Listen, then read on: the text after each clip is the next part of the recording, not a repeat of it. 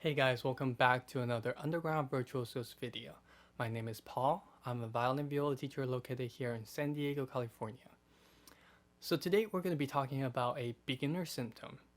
It's the one where we have a poor left wrist posture. Okay, so we're going to get into it. If you have your instrument, your violin or viola, and you would like to try with me, feel free to do so. We're going to start off with a very obvious, and this is by far the most common symptom of any beginner student.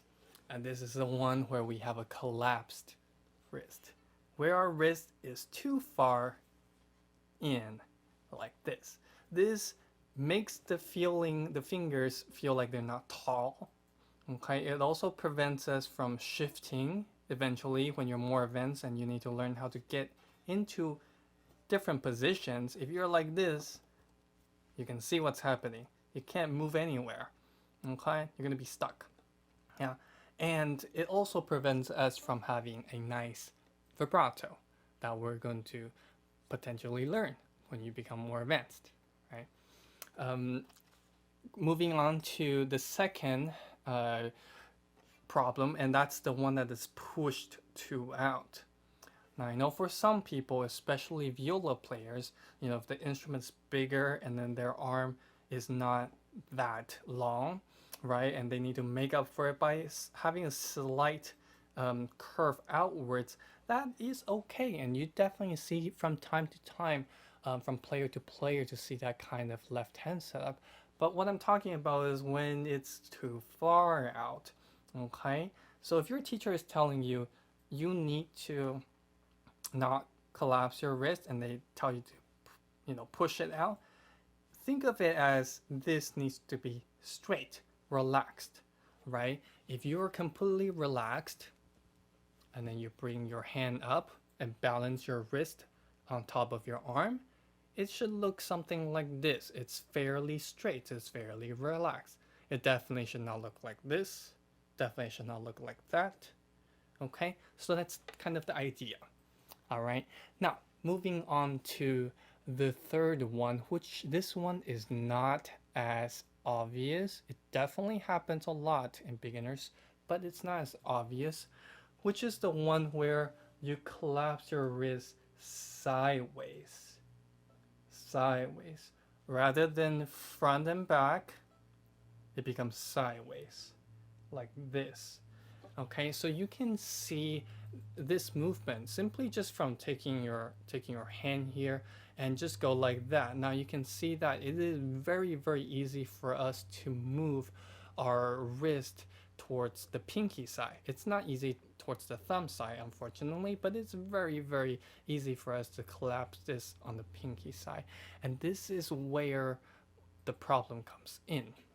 Okay, it happens the most when students are going from a lower string, so for the violin G string, for the viola C string, to a higher string, violin E string, viola A string, right? So let me show you what happens. So right now I am on the G string. I'm going to put my fingers down. Now I'm going to say I'm going to now jump to the E string, and then a lot of students will automatically do this. And you can see their wrist is now collapsed sideways rather than G string and E string. And notice what is happening is I am using my arm, my entire arm, to get me to a different string. And your arm is the foundation, and the wrist, the fingers built upon that foundation of the arm. And so it is important that you get used to moving your arm, and the arm to be the source, of transition from string to string, especially when you are doing major crossings going from G string to E string, or viola C string to A string.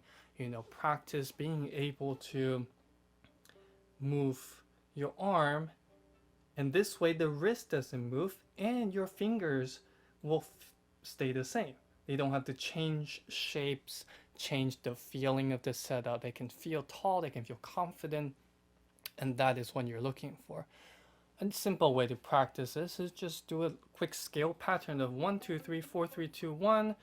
And then change to the next string over. So for the violin, it would go from G to D, right? And then 1, 2, 3, 4, 3, 2, 1, and then hop to the A string, 1, 2, 3, 4, 3, 2, 1, and E string, 1, 2, 3, 4, 3, 2, 1.